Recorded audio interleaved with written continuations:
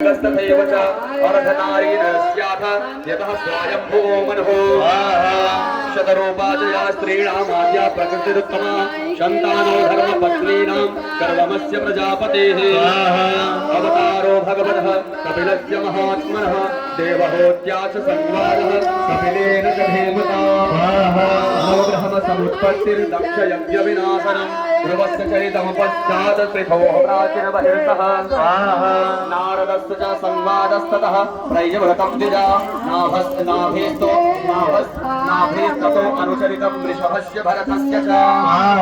दीपवर्षसमुद्राणां गिरिनद्युपवर्णनं ज्योतिश्चक्रशिल्पानं पातालनरके दक्षजन्म प्रचेतोभ्यस्तत्पुत्रीणाम च सन्ततिः यतो देवासुरनरास्तिरङ्ग नग खगादयः स्वाश्चरस्य जन्मनिधनं पुत्रयोषधुतेर्जिला